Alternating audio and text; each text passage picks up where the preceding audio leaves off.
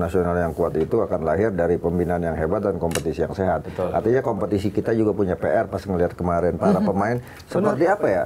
Dia punya kemampuan tapi nggak keluar, kayak nervous lah gitu, gugup gitu kan ketika berhadapan dengan tim yang levelnya udah level dunia. Dan gitu. di partai krusial. Betul. Berharap para pemain kita tampil lebih agresif dan lebih banyak mengkreasikan peluang dan tampil lebih tajam lagi.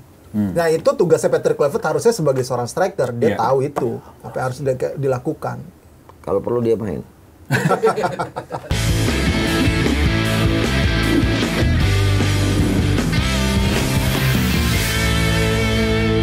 Tapi menurut gue ya, kalau soal transisi fullback, kalau Verdong sama Wolves itu mereka paling disiplin banget tuh soal transisi dari offense ke defense atau sebaliknya, mereka juga agresif dan efektif gitu. Benar, cuman benar menurut gua soal apa namanya berapapun backnya atau berapapun formasi, it doesn't matter sebenarnya. Kalau kita punya sistem pertahanan yang udah jadi gitu. Kita lihat kan tadi malam kayak gampang banget tuh Aldo Sorry bisa ngacak-ngacak individu bahkan umpan 1-2 dengan tumit dilakukan di kotak penalti loh. Iya, dan makanya. itu langsung berhadapan dengan Martin Paes. Jadi itu yang membuktikan bahwa memang organisasi pertahanan kita rapuh. Betul. Kalau soal kualitas individu kita nggak perlu pertanyakan lagi kan. Kevin Dick, Jay Izes, Jakob, terus Dean James. Tapi kan ini soal organisasi tadi, soal sistem tadi yang belum kita punya. Sehingga ketika mereka middle block atau low block, kita susah banget. Dan ini bukan terjadi tadi malam aja. Ketika lawan Libanon juga, ini terjadi hal yang sama. Kita gahar lawan Cina Taipei, tapi kelasnya beda. kelas Brunei sama Timor Leste mereka itu kan. Jadi apa namanya? Ya ini PR yang harus dibenahi. Oke, kalau orang tidak menganggap Patrick Kluivert sebagai pelatih yang bertangan dingin gitu kan. Karena ada Alex Pastoor yang harus strategi gitu kan. Dan ini yang harus dimainkan dalam waktu 2 hari ini, bagaimana melihat kondisi pemain baik itu secara fisik maupun mental dan sesuai dengan rencananya. Termasuk tim analis harus kerja keras nih bagaimana mempelajari hasil dari Irak. Sebenarnya Irak ini kan tidak begitu baik juga uji cobanya walaupun dia juara Piala Kings di Thailand kan, tapi hanya menang 1-0 juga lawan Thailand. Artinya dibanding misalnya Arab Saudi yang persiapannya cukup matang dan lebih ini, Irak tidak terdeteksi sebenarnya gitu. Mereka juga sebenarnya negara-negara perang kan gitu. Tapi mereka kok bisa punya tim hebat. Jadi menurut saya masih ada partai penting yang harus diperankan oleh Patrick Kluivert dan pastinya ini tantangan besar buat dia. Kalau gagal pasti suara-suara untuk Patrick Kluivert out semakin kencang pasti. Dan itu satu hal yang wajar gitu kan. Karena seorang pelatih profesional apalagi itu pelatih tim nasional gitu kan. Ya ketika dia tanda tangan kontrak dia harus sudah terima resiko sewaktu-waktu bisa dipecat gitu kan karena kegagalan menangani tim nasional. Dan jadi nggak ada yang abadi sebenarnya. Jadi nggak perlu juga kemudian kitanya jadi baper gitu kan. Orang ini baru profesional aja kalau kemudian kemarin kita mengelulukan Mochi diganti juga kan juga kan walaupun prestasinya luar biasa gitu.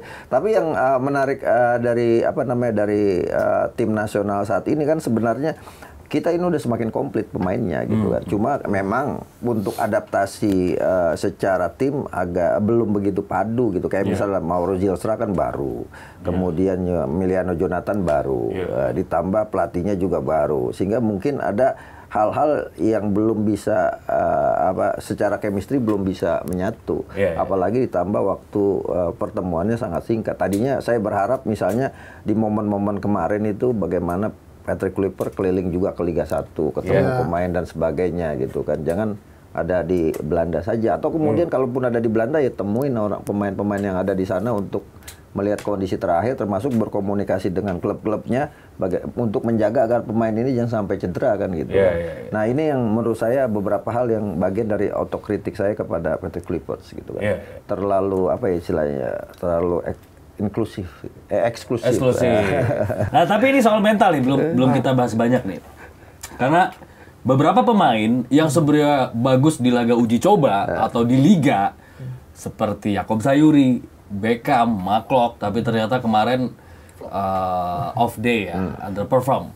Ini apa yang menjadi masalah bagi mereka? Kita harus lihat dulu ya, level yang dihadapi itu berbeda dengan mereka ketika berada di liga, kemudian di laga uji coba gitu loh. Ini levelnya sudah level tinggi, level internasional. Sudah sampai ke round 4 ini, berarti tim-tim yang lolos ini sudah punya kualitas layak lolos tinggal selangkah lagi ke Piala Dunia. Jadi memang berbeda levelnya. Oke. Kalau belum tentu pemain yang bagus di liga gitu, dia bisa bermain firm di event seperti ini, apalagi event internasional ya. Kalau di level klub mungkin agak sedikit berbeda, tapi ini levelnya timnas internasional.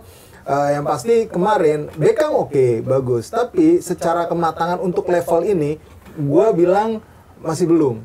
Untuk level ini ya, kalau di level uji coba kan lawan Cina Taipei dia bisa gocek-gocek sana sini gitu. Tapi di level yang tinggi seperti ini Apalagi masih ketemu butuh. pemain yang posturnya gitu Nah, ya. apalagi ketemu pemain yang postur. Beckham itu harus bisa lebih lagi menemukan solusi ketika dia dihajar Harus terus. lebih taktis, menurut Iya, lebih taktis bermainnya, lebih simple. Iya. Nah, terus kemudian mungkin beberapa pemain juga underperform. Kalau Yakob, gue bilang udah teruji sebenarnya. Iya. Nggak tahu kenapa di pertandingan semalam itu dia benar-benar underperform. Iya. Ya kan?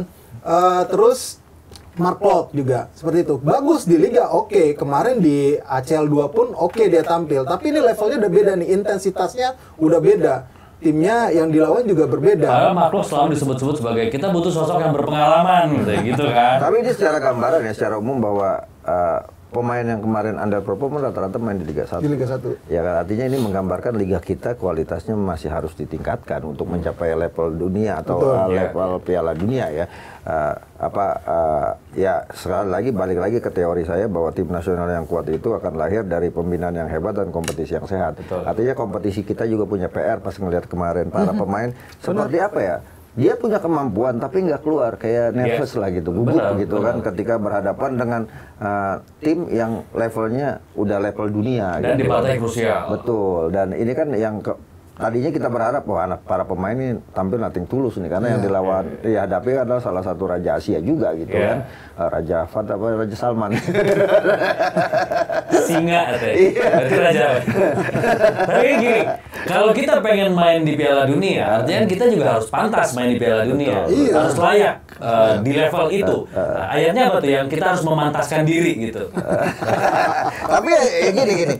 Tadi saya katakan itu kan ada Faiza Farok Tafansop gitu kan. Apabila kita sudah selesai untuk kerja kita selanjutnya, maka fokus kita adalah kerjakan yang di depan. Oke. Jangan kita bercerita kegagalan-kegagalan kita kemarin, ini tutup buku, sekarang tatap Nggak apa-apa kalau untuk perbaikan. Nah, untuk perbaikan. Menambah kebocoran. Nah, ini pas untuk pertandingan besok lawan Irak. Ya kita harus tatap sekarang Irak. Dan kita harus yakin bahwa kita bisa mengalahkan mereka, walaupun secara rekor pertemuan lagi-lagi kan 9 pertemuan terakhir kita kan nggak bisa menang lawan Irak, hanya 1 kali seri gitu kan. Pernah kita menang sama Irak tapi tahun 1962 itu agak jauh sekali gitu kan. Irak juga masih ketika itu masih perangnya sangat luar biasa. Artinya sekarang adalah bagaimana kita meyakinkan diri kita bahwa kita punya kepantasan untuk lolos ke Piala Dunia. Pilihannya memang sudah semakin mengerucut, ya kita playoff. Nah ini agak berat kalau kemudian kita playoff kan lawan kita antara kemarin kan belum ada penentu tuh, Oman sama Kuwait sama Qatar imbang, ada Uni Emirat Arab. Artinya